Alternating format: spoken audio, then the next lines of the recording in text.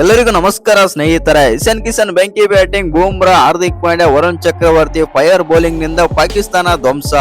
ಈ ರೀತಿ ಸೋಲುತ್ತೆ ಅಂತ ಗೊತ್ತಿದ್ರೆ ಪಾಕಿಸ್ತಾನ ಅಭಿಮಾನಿಗಳು ಸ್ಟೇಡಿಯಂಗೆ ಬರ್ತಾ ಇರಲಿಲ್ಲ ಪಾಕಿಸ್ತಾನದ ಮ್ಯಾಚ್ ನೋಡಕ್ಕೆ. ಇನ್ನು ಪಾಕಿಸ್ತಾನ ಮತ್ತು ನಮ್ಮ ಭಾರತ ನಡುವಿನ T20 ವಿಶ್ವಕಪ್ 2026 ಹೈಲೈಟ್ಸ್ ಬಗ್ಗೆ ಅದರ ತಿಳ್ಕೊಂಬರೋಣ ಬನ್ನಿ. ಅದಕ್ಕಿಂತ ಮುಂಚೆ ನೀವೇನಾದರೂ ಚಾನಲ್ಗೆ ಸಬ್ಸ್ಕ್ರೈಬ್ ಮಾಡ್ಕೊಳ್ಳೋದು ಹಾಗೆ ನೋಡ್ತಿದ್ರೆ ಸಬ್ಸ್ಕ್ರೈಬ್ ಮಾಡ್ಕೊಂಡು ಬೆಲ್ ಐಕನ್ ಅನ್ನ ಆಲ್ ಇಟ್ಕೊಳ್ಳಿ. ಹಾಗೆ ಮರಿದೆ ವಿಡಿಯೋಗೊಂದು ಲೈಕ್ ಕೊಡೋದನ್ನ ಕೂಡ ಮರಿಬೇಡಿ. ಇನ್ನು ಹೈಲೈಟ್ಸ್ ಕಡೆಗೆ ಬರೋದಾಯ್ತು ಅಂತಂದ್ರೆ ನಮ್ಮ ಭಾರತ ತಂಡ ಈ ಮ್ಯಾಚ್ ಅಲ್ಲಿ ಟಾಸ್ ಆದ್ರೆ ಸೋಲ್ತಾರೆ. ಹೌದು, ಈ ಮ್ಯಾಚ್ ಅಲ್ಲಿ ಟಾಸ್ ಸೋತ ತಕ್ಷಣನೇ ಪಾಕಿಸ್ತಾನ ಅನ್ಕೊಂಡಿರ್ತಾರೆ 100-150 ರನ್ ಹೊಡಿತಾರೆ, ನಾವು ಟಾರ್ಗೆಟ್ ಈಸಿಯಾಗಿ ಚೇಸ್ ಮಾಡಿ ಬಿಸಾಕ್ತಿವಿ ಅನ್ಕೊಂಡಿದ್ರೆ ಅಂತಾನೆ ಹೇಳ್ಬೋದು ಪಾಕಿಸ್ತಾನದ ಪ್ಲೇಯರ್ಸ್ ನ ಮೈಂಡ್ ಸೆಟ್. ಆದ್ರೆ ಅಲ್ಲಿ ಕತೆ ಆಗಿದ್ದೇ ಬೇರೆ. ಹೌದು, ಅಭಿಷೇಕ್ ಶರ್ಮಾ ಇವತ್ತಿನ ದಿನ 0 ರನ್ಗೆ ಔಟ್ ಆದ್ರೂ ಕೂಡ ಇಶಾನ್ ಕಿಶನ್ ಅವರಂತೂ ಪಾಕಿಸ್ತಾನದ ಬೌಲರ್ಸ್ ಗಳನ್ನ ಪುಡಿ ಮಾಡಿದ್ರು ಅಂದ್ರೂ ತಪ್ಪಿಲ್ಲ. ಹೌದು ಸ್ನೇಹಿತರೆ, ಒಂದೇ ಹ್ಯಾಂಡಲ್ಲಿ ಆದ್ರೆ ಪಂದ್ಯನಾದ್ರೆ ಹೋಯ್ತಾರೆ ಇಶಾನ್ ಕಿಶನ್.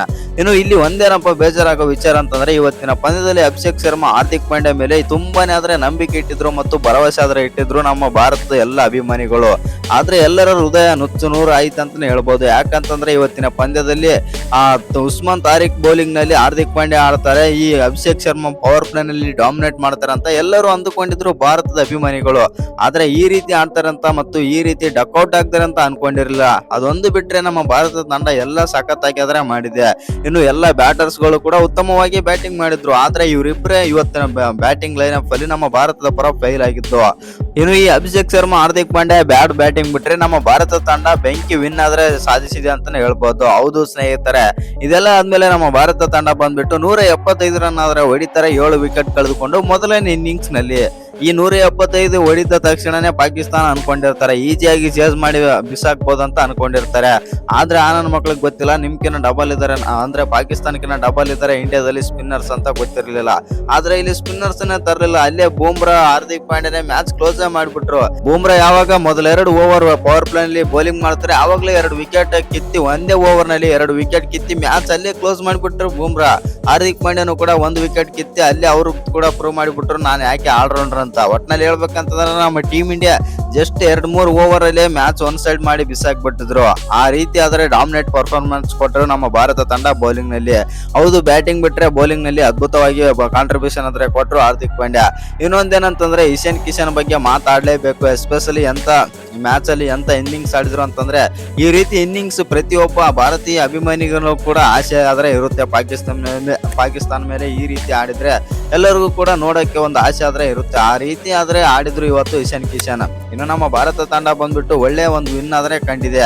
ಇನ್ನು ಪಾಕಿಸ್ತಾನದ ಅಭಿಮಾನಿಗಳಾದ್ರೆ ಅನ್ಕೊಂತಿರ್ತಾರೆ ಈ ರೀತಿ ಸೋಲಕ ನಾವು ಭಾರತದ ವಿರುದ್ಧ ಆಡಿದ್ದು ಮತ್ತು ಬೈಕಟ್ ಮಾಡಿದ್ರೆ ಚೆನ್ನಾಗಿರ್ತಿತ್ತು, ಅದೊಂದಾದ್ರೆ ಹೆಸರಾದ್ರೆ ಉಳಿತಿತ್ತು, ನಾವು ಭಾರತದ ವಿರುದ್ಧ ಆಡೋದಲ್ಲ ನಾವು ಪಾಕಿಸ್ತಾನದವ್ರ ಅಂತಂದು ಒಂದು ಹೆಸರಾದ್ರೆ ಉಳಿತಿತ್ತು ಅಂತಾನೆ ಹೇಳ್ಬೋದು.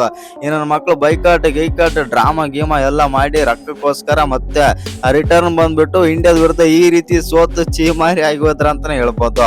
ಆ ರೀತಿ ಬೆಂಕಿ ಪರ್ಫಾರ್ಮೆನ್ಸ್ ಆದ್ರೆ ಕೊಟ್ಟಿದೆ ನಮ್ಮ ಟೀಮ್ ಇಂಡಿಯಾ.